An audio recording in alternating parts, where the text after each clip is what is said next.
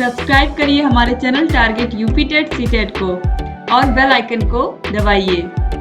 Hello दोस्तों, मैं आनंद स्वागत करता हूं आप सभी का आपके अपने channel target UP TET CTET में। दोस्तों, मैं लगातार आपकी गणित की प्रैक्टिस करा रहा हूं और इसी क्रम में आज फिर मैं आपके सामने हाजिर हूं क्लास लेकर के। और इसी तरीके से आप शेयर करते रहिए अधिक से अधिक अपने सभी दोस्तों में, ताकि सभी लोग इस क्लास से जुड़ पाएं और सभी लोग लाभ उठा पाएं। अब चलिए स्टार्ट करते हैं हम आज की क्लास को और अच्छे से सभी क्वेश्चंस को डिस्कस करते हैं और समझते हैं कैसे प्रश्न आपकी परीक्षा में आ रहे हैं। ये सभी प्रश्न आपके डिफरेंट चैप्टर्स से हैं, पूरे सिलेबस से हैं, ताकि आप अच्छी प्रैक्टिस कर पाओ। ठीक है, तो अब चलिए स्टार्ट करते हैं हम। देखिए, प्रश्न संख्या 1 है, सबसे छोटी अभाज्य संख्या है। सबसे छोटी ऐसी कौन सी संख्या है जो खुद से और 1 से कटती है और सबसे छोटी है? तो वो संख्या है 2। ऑप्शन ए जो हो जाएगा ये बिल्कुल सही हो जाएगा। 2 जो है वह पहली अभाज्य संख्या होती है और 1 जो होता है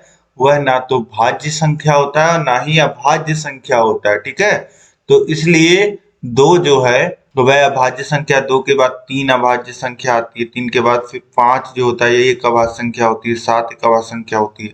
इस तरीके से ऑप्शन ए जो हो जाएगा ये बिल्कुल सही हो जाएगा। इसके बाद देखिए प्रश्न संख्या 2 है, 4, 5, 6 का सबसे छोटा सार्वगुणज और 3, 6, 9 का सबसे छोटा सार्वगुणज का अंतर है। देखिए 4, 5 और 6 का सबसे छोटा सार्वगुणज, सबसे छोटा यानी कि लघुत्तम, सार्वगुणज यानी कि जो सबसे गुणा होता हो, तो ऐसे को हम क्या कहते हैं? समापवर्तक। ठीक है, तो इस तरीके से ये क्या हो जाएगा, यहाँ पे लोवेस्ट कॉमन मल्टीपल एलसीएम यहाँ पे निकालना है आपको, लासा निकाल लेना है।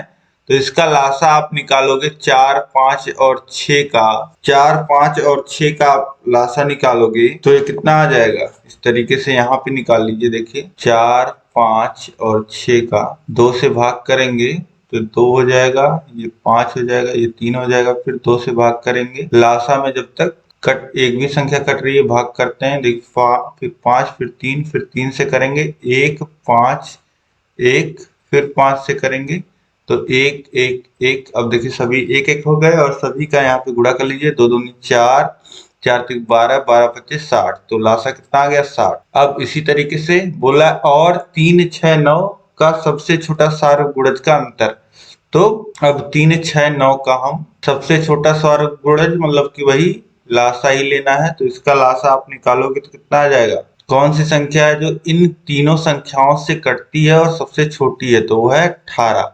ये निकालोगे 18 आ जाएगा। अब इनका अंतर आपको बताना है। ठीक है, 4, 5, 6 का सबसे छोटा सार्वगुणज और 3, 6, 9 का सबसे छोटा सार्वगुणज, यानी 60 और 18 का अंतर है, यही पूछ रहा है आपसे प्रश्न में। तो 60 - 18 ये कितना आ जाएगा? ये आ जाएगा 42। तो ऑप्शन यहाँ पे देखिए, ऑप्शन डी जो हो जाएगा 42, ये सही हो जाएगा। अब इसके बाद नेक्स्ट क्वेश्चन देखिए, प्रश्न संख्या 3 है, यदि दो भिन्नों का गुणनफल 14/15 तथा उनका भागफल 35/24 है तो इनमें से बड़ी भिन्न है। पूछ रहा है कि जैसे दो भिन्नों का जो है वह गुणनफल आपको दिया गया है, गुणा करने पे 14/15 आता है दो भिन्नों का, और दो भिन्नों का भाग करने पे 35/24 आता है। ठीक है, तो पूछ रहा है इनमें से बड़ी भिन्न कौन सा होगा, यह आपसे पूछ रहा है। तो हम लोग सबसे पहले मान लेते हैं, माना जो भिन्न है, पहला भिन्न वह x/y है और दूसरा जो भिन्न है वह a/b है, यही हम मान लेते हैं। ठीक, तो अब देखिए प्रश्न में दिया क्या गया है। प्रश्न में दिया गया है कि अगर हम दोनों भिन्नों का गुणा कर रहे हैं, यानी x/y इंटू a/b कर रहे हैं, तो वैल्यू कितनी मिल रही है? 14/15 मिल रही है। ठीक है, ये हो जाएगा आपका पहला समीकरण। और दूसरा देखिए आपको दिया गया है कि अगर भाग कर रहे हैं, यानी कि x/y में अगर हम भाग दे रहे हैं a/b से, तो वैल्यू हमको कितनी मिल रही है? 35/24। ठीक, तो अब ये भाग के चिन्ह को हम गुणे में बदल सकते हैं अगर हम लोग इसको पलटते हैं। देखिए x/y इंटू लिख सकते हैं b/a, ये नियम होता है, चिन्ह परिवर्तित हो जाता है अगर बाद वाला जो भिन्न है उसका जो है अंश को हर बना दें, हर को अंश बना दें। ठीक है, तो अब इसके बाद देखिए ये कितना हो जाएगा, ये हो जाएगा 35/24, ये हो जाएगा हमारा दूसरा समीकरण। अब यहाँ से हम क्या कर सकते हैं, समीकरण 1 गुणे समीकरण 2 कर सकते हैं। समीकरण 1 का गुणा समीकरण 2 में हम करेंगे, देखिए कितना आएगा, जो बराबर के इधर हैं उनका गुणा आपस में हो जाएगा और जो बराबर के उधर हैं उनका गुणा आपस में हो जाएगा। तो इधर देखिए कितना है, x/y into a/b, x/y into a/b है, फिर उसके बाद क्या है, x/y इंटू b/a है, ठीक। फिर बराबर यहाँ पे देखिए x/y इंटू b/a है। फिर उसके बाद इधर कितना है, 14/15 और इधर 35/24, 14/15 गुणे 35/24, यही हो जाएगा, ठीक है। तो ये हो जाएगा समीकरण 1 और 2 का हम गुणा कर देंगे। तो यहाँ पे देखिए अंश में a है, यहाँ हर में a है, कट जाएगा, यहाँ हर में b है और यहाँ अंश में b है, ठीक। अब इसके बाद देखिए यहाँ अंश में x बचा और यहाँ x है, तो हो जाएगा x² और यहाँ हर में y इंटू y है, तो हो जाएगा y²। अब इसके बाद इसको काट दीजिए, तो ये देखिए 5 से ऊपर नीचे काटेंगे तो 3 बार में और ये 7 बार में कट जाएगा। फिर 24 को काटेंगे 2 से तो ये 12 और ये 7, ठीक। अब देखिए ऊपर 7 गुणे 7 हो जाएगा, तो ये हो जाएगा 49 या सीधे 7 का स्क्वायर आप लिख दीजिए। 49 को कितना लिख देंगे, 7 का स्क्वायर लिख देंगे और 3 गुणे 12, 12 त्रिक 36 हो जाएगा और 36 को कितना लिख सकते हैं, 6 का स्क्वायर, यानी कि x/y का होल स्क्वायर इसको लिख सकते हैं और इसको 7/6 का होल स्क्वायर लिख सकते हैं, या x/y को कितना लिख सकते हैं, 7/6। अब x/y की वैल्यू हमको कितनी मिल गई, 7/6 मिल गई। तो इस वैल्यू को हम यहाँ समीकरण 1 में रख देंगे तो हमें a/b दूसरा जो है वह भिन्न मिल जाएगा। तो x/y की जगह हम रख रहे हैं 7/6 गुणे a/b बराबर 14/15, यही है समीकरण 1 में वैल्यू हम रख रहे हैं। अब a/b बराबर हो जाएगा 6, देखिए यहाँ हर में है और वहां अंश में गुणा होगा तो 14 गुणे 6 और यहाँ देखिए अंश में 7 है, 7 का गुणा यहाँ नीचे हर में होगा तो 15 गुणे 7 हो जाएगा। अब 7 से काटिए 14 को तो 2 बार में कट जाएगा, ठीक। अब इसके बाद 3 से ऊपर नीचे काटिए, ये 2 बार में कटेगा 6 और ये 5 बार में, ठीक।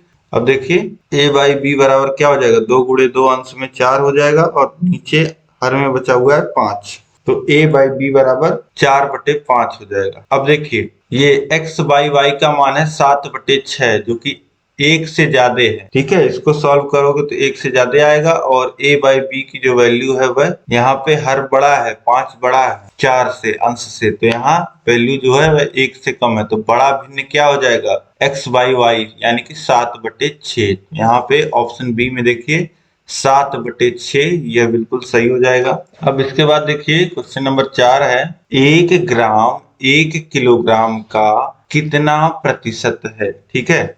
तो अब देखिए सबसे पहले आपको पता है कि 1 किलोग्राम में 1000 ग्राम होते हैं, ठीक, ये पता है, ठीक। अब इसके बाद देखिए अगर हम बोलें कि 5 में कितने 3 हैं, 5 में कितने 3 हैं, ठीक है, तो ये कैसे आप लिखते हैं, 5 में कितने 3 हैं। ये अगर आपसे लिखने को बोला जाए तो 3 को हम 5 से भाग कर देते हैं, ठीक है। इसी तरीके से 1 ग्राम जो है वह 1 किलोग्राम का कितना भाग है, पहले यह निकालने के लिए हम क्या करेंगे, 1 ग्राम में 1000 ग्राम से भाग दे देंगे, ठीक। फिर प्रतिशत निकालने के लिए क्या करते हैं हम लोग, आपको पता है 100 से गुणा करते हैं और प्रतिशत चिन्ह लगाते हैं। फिर देखिए 2 शून्य 2 शून्य कट जाएगा और 1/10% यानी कि 10 का भाग होगा तो 0.1% ये आ जाएगा, ठीक। तो इस तरीके से किलोग्राम को हम ग्राम में बना लेंगे, उसके बाद इसके भाग के रूप में लिख देंगे और उसके बाद प्रतिशत में कन्वर्ट कर लेंगे, तो ये कितना आ जाएगा 0.1%। ऑप्शन सी जो हो जाएगा ये बिल्कुल सही हो जाएगा। इसके बाद देखिए नेक्स्ट क्वेश्चन,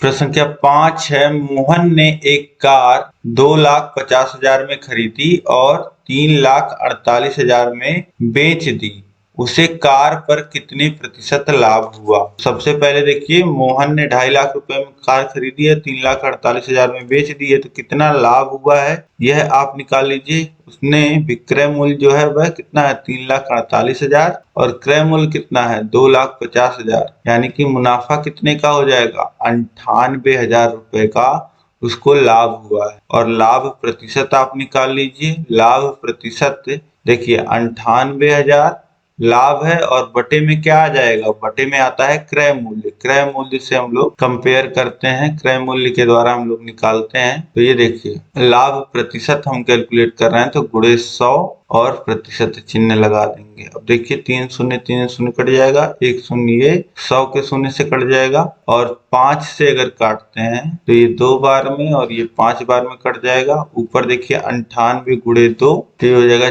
6, और 9 दूनी 18, 19, 196 बटे 5, फिर 5 से काटेंगे तो ये हो जाएगा 5 त्रिक 15, और 4 बचा हुआ है, और 9 बार जाएगा, फिर 0.2, तो 39.2%। ये कितना आ जाएगा, 39.2%। ऑप्शन बी जो हो जाएगा यहाँ पे, ये बिल्कुल सही हो जाएगा। मोहन को 39.2% का लाभ हुआ है कार बेचने पर। इसके बाद देखिए प्रश्न संख्या 6 है, संलग्न चित्र में कोण ए का मान है, यानी कि कोण ए, इसका मान आपसे पूछा जा रहा है। तो अब देखिए इसका मान कैसे हम निकालेंगे। सबसे पहले आप देखिए त्रिभुज OBC में, मतलब ये जो छोटा वाला त्रिभुज है इसमें देखिए आप, तो अब आपको पता है किसी भी त्रिभुज के जो अंतः कोण होते हैं उनका योग जो होता है वह 180 अंश होता है। इस कोण का योग, इस कोण का योग और इस कोण का योग कितना होगा, 180 अंश, यानी कि x प्लस वाई प्लस 108 अंश बराबर कितना होगा, 180 अंश के होगा। यानी कि x प्लस वाई का जो मान होगा वह कितना होगा, वह होगा 72 अंश। x प्लस वाई का यहाँ से हमको मान मिल गया 72 अंश।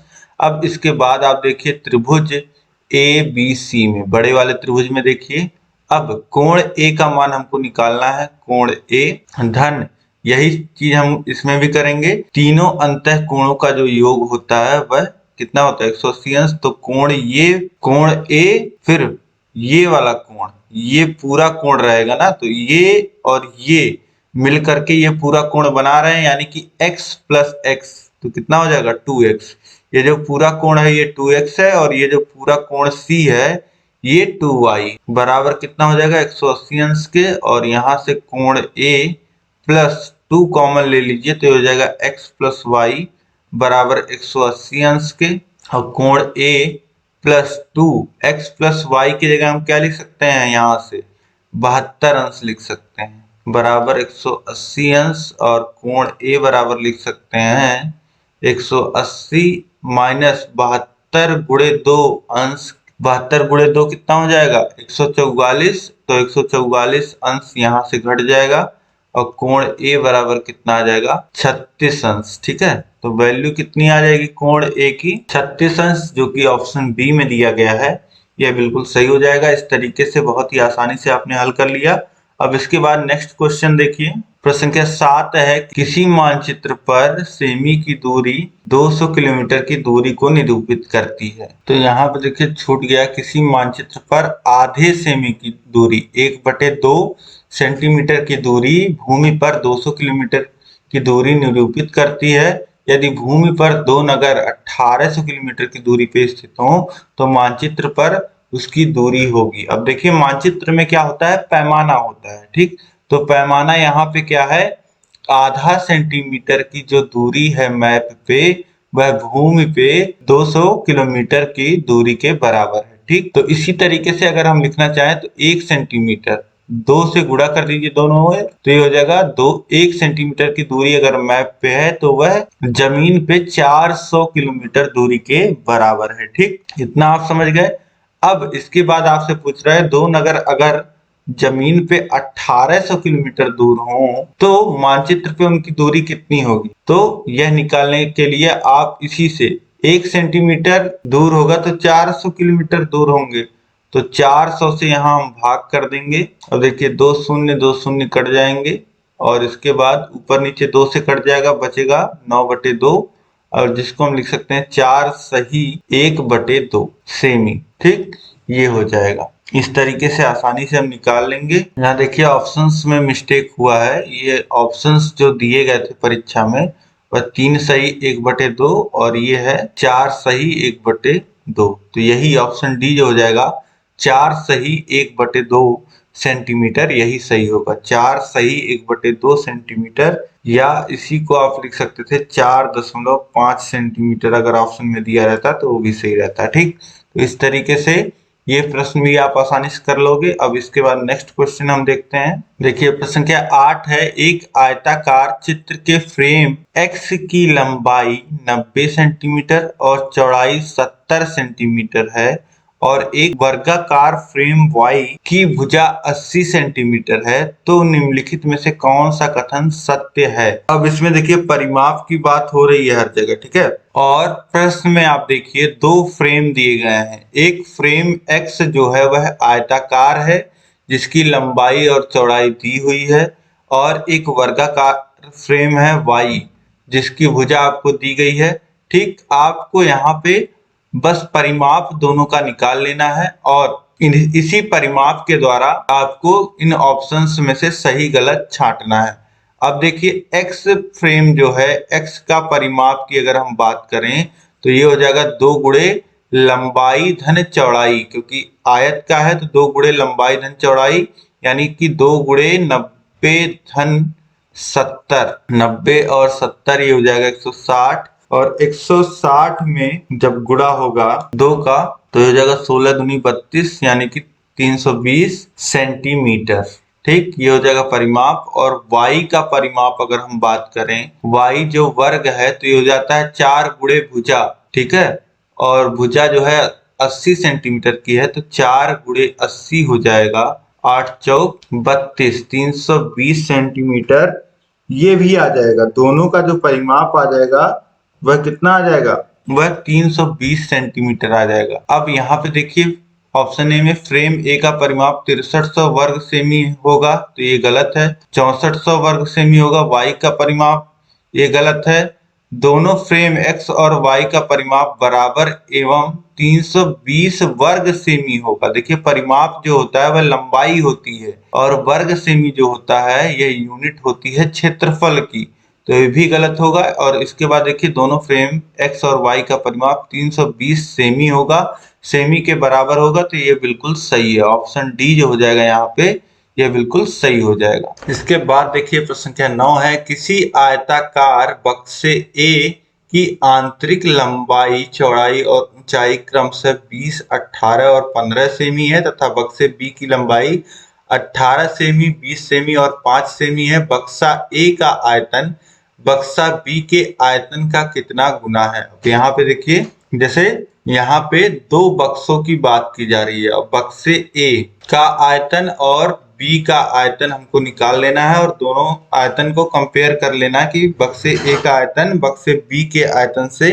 कितना अधिक है। तो बक्से A का आयतन हम निकालते हैं तो आपको पता है कि ये बक्से क्या हैं, घन के आकार के हैं। किसी आयताकार बक्से, आयताकार की जगह यहाँ पे घनाकार लिखना था तो ज्यादा सही रहता। तो किसी बक्से A का आयतन क्या हो जाएगा, क्योंकि यह घनाभ के आकार का है, घनाभाकार यहाँ पे लिखना चाहिए था। ठीक है, घनाकार नहीं घनाभाकार। तो ये कितना हो जाएगा 20 गुणे 18 गुणे 15, लंबाई गुणे चौड़ाई गुणे ऊंचाई यही होता है। ठीक है, तो ये हो जाएगा 20 का गुणा होगा 18 में तो 18 दूनी 36 और 0 फिर गुणे 15। अब 15 का गुणा कर लीजिए 360 में तो ये कितना हो जाएगा 0 1 आ जाएगा और 15 छक 90, हासिल लग जाएगा 9 और 15 तिया 45 और 9 45 और 9 हो जाएगा 54, तो ये हो जाएगा 5400 सेंटीमीटर क्यूब। और बक्से B का आयतन अगर हम निकालें, बक्से B का आयतन ये बराबर हो जाएगा 18 गुणे 12 गुणे 5, 18 गुणे 12 गुणे 5 तो हो जाएगा 18 गुणे 12 25 60, फिर गुणा कर लीजिए 18 छक 108 और 0 1080 सेंटीमीटर क्यूब। अब बक्से A का आयतन B के आयतन से कितना गुना है यह हमको निकालना है। बक्से ए का आयतन बी के आयतन का कितना गुना है, तो बक्से ए के आयतन में भाग कर दीजिए बक्से बी के आयतन से, तो आपको पता चल जाएगा कितना गुना है। अब शून्य शून्य कट जाएगा, 108 से काटेंगे 540 को तो 5 बार में कट जाएगा, तो यहाँ पे आ जाएगा कितना गुना है यह निकालना जब हमने, तो 5 गुना। तो ऑप्शन बी जो हो जाएगा ये बिल्कुल सही हो जाएगा। अब इसके बाद नेक्स्ट क्वेश्चन देखिए, प्रश्न संख्या 10 है, किसी वर्ग का परिमाप 20 सेमी है, एक आयत की चौड़ाई इस वर्ग के चौड़ाई के बराबर है और लंबाई इसकी चौड़ाई की दोगुनी है, आयत का क्षेत्रफल वर्ग सेमी में है। अब बोल रहा है किसी वर्ग का जो परिमाप है वह 20 सेंटीमीटर है, वर्ग का परिमाप हमको दिया गया है 20 सेंटीमीटर का, तो वर्ग की भुजा क्या हो जाएगा, वर्ग का परिमाप बटे 4, क्योंकि 4 गुणे भुजा बराबर होता है वर्ग का परिमाप, तो वर्ग की भुजा जो आ जाएगी वह आ जाएगा 20/4 यानी कि 5 सेंटीमीटर। और यहाँ पे बोल रहा है एक आयत है जिसकी चौड़ाई इस वर्ग के चौड़ाई के बराबर है, ठीक है। तो ये यहाँ से आयत की जो चौड़ाई हो जाएगी, आयत की चौड़ाई हो जाएगी 5 सेंटीमीटर, क्योंकि वर्ग की चौड़ाई लंबाई सब बराबर होती है और जो कि 5 सेंटीमीटर है, और तो यहाँ पे आयत की चौड़ाई क्या हो गई, 5 सेंटीमीटर हो जाएगी। अब बोल रहा है कि लंबाई इसकी चौड़ाई की दोगुनी है, जो आयत की लंबाई है वह वर्ग के चौड़ाई की दोगुनी है या आयत के ही चौड़ाई की दोगुनी है, तो 2 गुणे 5 हो जाएगा, ये हो जाएगा 10 सेंटीमीटर। इसकी लंबाई आ गई आयत की 10 सेंटीमीटर। अब आयत का क्षेत्रफल हमको एरिया निकालना है, तो ये हो जाएगा लंबाई गुणे चौड़ाई, यानी कि 10 गुणे 5 होगा, 5 गुणे 10 मैंने लिख दिया, तो ये हो जाएगा 50 सेंटीमीटर स्क्वायर, ठीक है। 50 सेंटीमीटर स्क्वायर वैल्यू आ जाएगी आयत का क्षेत्रफल। ऑप्शन बी जो हो जाएगा ये बिल्कुल सही हो जाएगा। देखिए प्रश्न संख्या 11 है, यदि एक शिक्षक शिक्षार्थी पूर्णांकों, भिन्नों, दशमलव संख्याओं पर चारों आधारभूत संक्रियाएं संपन्न करने में समर्थ है तो वह, देखिए एक जो है शिक्षार्थी, एक जो स्टूडेंट है, एक जो बच्चा है, वह पूर्णांकों, भिन्नों, दशमलव संख्याओं, चारों इन सभी संख्याओं पे, पूर्णांकों पे, भिन्नों पे और दशमलव संख्याओं पे चारों आधारभूत संक्रियाएं यानी कि जोड़, घटाना, गुणा, भाग, यह चारों संपन्न करने में समर्थ है, तो उसको क्या बोला जाएगा कि वह किस अवस्था में है, विभाजनात्मक अवस्था में है या उत्पादनात्मक अवस्था में है या संक्रियात्मक अवस्था में है या परिणात्मक अवस्था में है। तो यहाँ पे ऑप्शन सी जो है संक्रियात्मक अवस्था में यह सही हो जाएगा, ऑप्शन सी बिल्कुल सही है। इसके बाद देखिए नेक्स्ट क्वेश्चन है प्रश्न संख्या 12, आकृतियों की इकाई से अध्यापक विद्यार्थी से, आकृतियों की इकाई से अध्यापक विद्यार्थी से आकृतियों के उपयोग की सहायता से किसी भी चित्र की रचना करने के लिए कहता है। इस क्रियाकलाप से निम्नलिखित में से कौन सा उद्देश्य प्राप्त किया जा सकता है। देखिए आकृति जो चैप्टर है वह टीचर पढ़ा रहा है बच्चे को और उसे वह देता है कि आकृतियों का उपयोग करके तुम चित्र बनाओ। तो यह जो क्रियाकलाप है इसका उद्देश्य क्या है, इससे इस क्रियाकलाप में से कौन सा उद्देश्य प्राप्त होगा, अनुप्रयोग का, ज्ञान का, समझ बोध का या रचना सृजन का। तो देखिए इससे बच्चे में नए नए आकृतियों का रचना करना, सृजन करना, इसका जो उद्देश्य है इसकी प्राप्ति होगी। तो ऑप्शन डी जो है यहाँ पे यह बिल्कुल सही हो जाएगा। इसके बाद नेक्स्ट क्वेश्चन देखिए प्रश्न संख्या 13, कक्षा 3 में एक शिक्षक शिक्षार्थियों को 4562 और 728 का योग करने के लिए कहता है। एक शिक्षार्थी प्रश्न के उत्तर में निम्न प्रकार से प्रतिक्रिया करता है। यह प्रक्रिया यह दर्शाती है कि बच्चे में कमी है। अब देखिए 8 और 2 को जोड़ा उसने 2 लिखा और 6 और 2 को जोड़ा 4 लिखा और बेसिकली उसने देखिए क्या कर दिया है, 4562 और 728 को जोड़ना था, 4562 को और 728 को जोड़ना था, तो उसने इकाई के स्थान पे इकाई नहीं लिखा, उसने इस तरीके से लिख दिया और सीधे सीधे अब जोड़ा है, ठीक है, इस तरीके से उसने जोड़ा है। तो यहाँ पे उसने क्या गलती की है उसको क्या नहीं पता है, तो उसे यहाँ पे स्थानीय मान की जो अवधारणा है वह उसको नहीं पता है, तो ऑप्शन ए जो हो जाएगा यह सही हो जाएगा। उसको पता होना चाहिए कि इकाई के नीचे ही हम सारी इकाइयां लिखते हैं, जो भी हमको संख्याएं जोड़ना है सभी संख्याओं की इकाइयां जो होती हैं वह एक सीध में लिखी जाती हैं। तो ऑप्शन ए जो हो जाएगा बिल्कुल सही हो जाएगा। इसके बाद देखिए प्रश्न संख्या 14 है, कक्षा 2 सम संख्या और विषम संख्या की संकल्पना का परिचय मूर्त प्रत्यक्ष वस्तुओं का दी गई संख्या के साथ युगलन के क्रियाकलाप द्वारा किया गया है।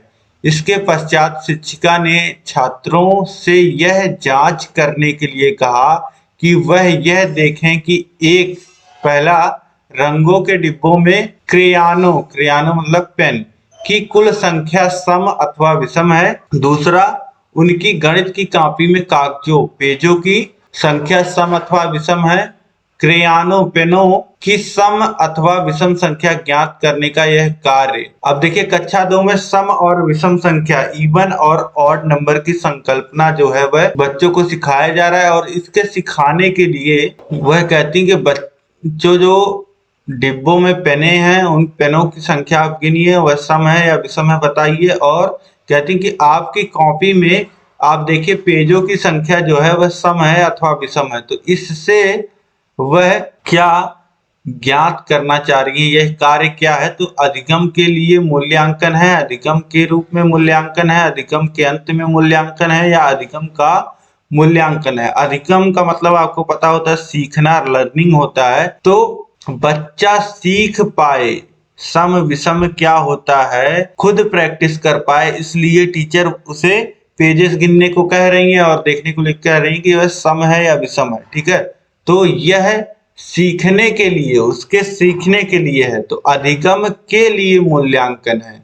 तो ऑप्शन ए जो हो जाएगा अधिगम के लिए मूल्यांकन, यह सही हो जाएगा। इसके बाद देखते हैं नेक्स्ट क्वेश्चन है प्रश्न संख्या 15, जियो बोर्ड किसके शिक्षण का एक प्रभावी साधन है? ज्यामितीय आकृतियों और उनकी विशेषताएं, या द्विविमीय त्रिविमीय आकृतियों में अंतर करना, या सममिति की अवधारणाएं, या आधारभूत ज्यामितीय अवधारणाओं जैसे किरणें, रेखा और कोण। तो जैसे आप ब्लैक बोर्ड जानते हैं, व्हाइट बोर्ड जानते हैं, वैसे ही क्या होता है, एक जियो बोर्ड होता है जिसपे आकृतियों को बच्चों को सिखाया जाता है। ठीक है, इस तरीके से। ठीक, तो ये जियो बोर्ड किसके शिक्षण के लिए प्रभावी साधन है? तो यह आकृतियों, ज्यामितीय आकृतियों और उनकी विशेषताओं के लिए। तो ऑप्शन ए जो हो जाएगा बिल्कुल सही हो जाएगा। इसके बाद नेक्स्ट क्वेश्चन हम देख रहे हैं प्रश्न संख्या 16 है, एक शिक्षक आधार और स्थानीय मान की संकल्पना का विकास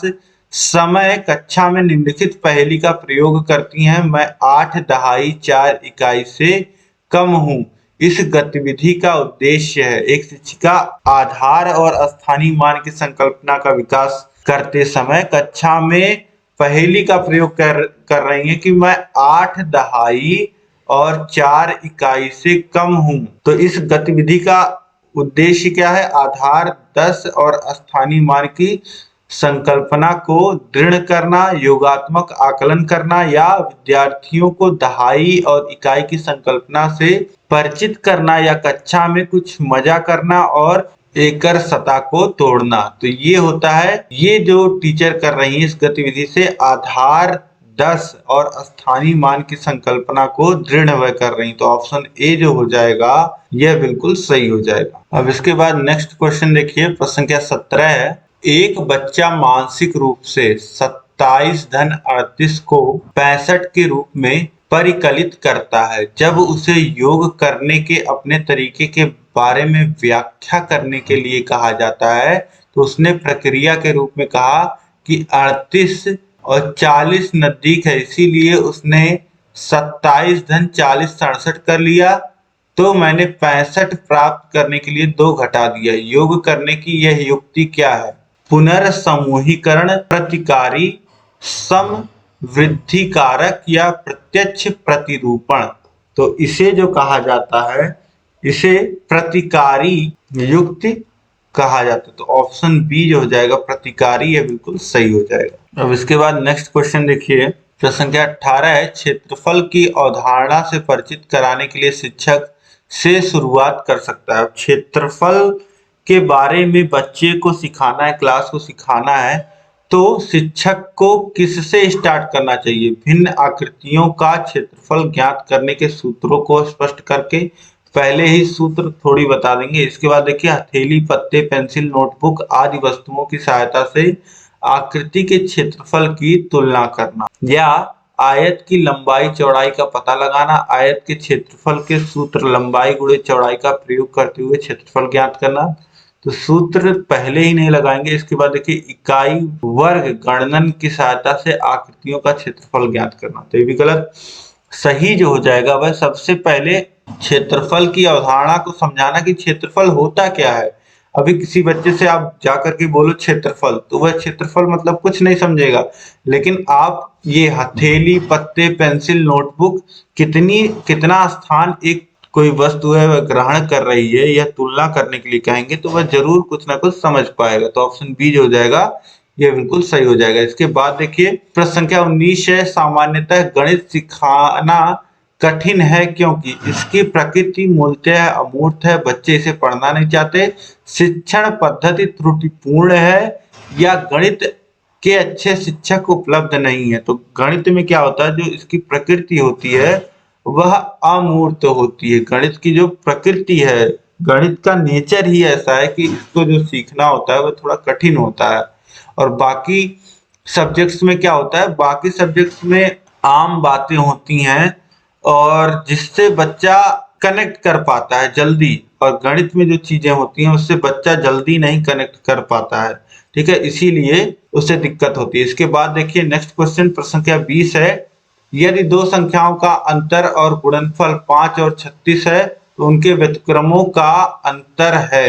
देखिए क्या कह रहा है कि दो संख्याओं का जो अंतर है वह 5 है। मान लेते हैं दो संख्याएं x और y हैं, तो इनका जो अंतर है x माइनस वाई 5 है, या y माइनस एक्स भी जो ये भी 5 होगा, अंतर बोला गया है। ठीक है, तो अब इसके बाद इनका गुणनफल जो है यानी कि x इंटू वाई, ये क्या है 36, तो उनके व्युत्क्रमों का अंतर होगा, यानी कि व्युत्क्रम x का व्युत्क्रम x का उल्टा क्या होगा 1/x, और y का उल्टा 1/y।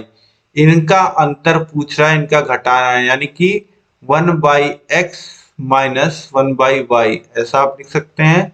और इसके बाद हर समान करेंगे, x इंटू वाई होगा और ये हो जाएगा y माइनस एक्स। अब देखिए, y माइनस एक्स अंतर जो था वह दोनों संख्याओं का 5 था और दोनों का गुणनफल कितना था 36, तो यही हो जाएगा 5/36, यही आ जाएगा उनके व्युत्क्रमों का अंतर। इसका जो मान आ जाएगा 1/x माइनस 1/y, उसकी वैल्यू आ जाएगी 5/36। ऑप्शन ए जो हो जाएगा यहाँ पे, यह बिल्कुल सही हो जाएगा। तो इस तरीके से दोस्तों आपने यहाँ पे सभी जितने भी प्रश्न थे सभी को बहुत ही आसानी से समझा होगा, बहुत ही आसानी से हल कर पाए होंगे आप, और अब समझ पाए होंगे। कहीं भी अगर आपको दिक्कत रही होगी और फिर भी कहीं दिक्कत अभी भी रह जाती है तो आप मुझे कमेंट करके बताइए, जहां कहीं भी आपको दिक्कत आ रही है।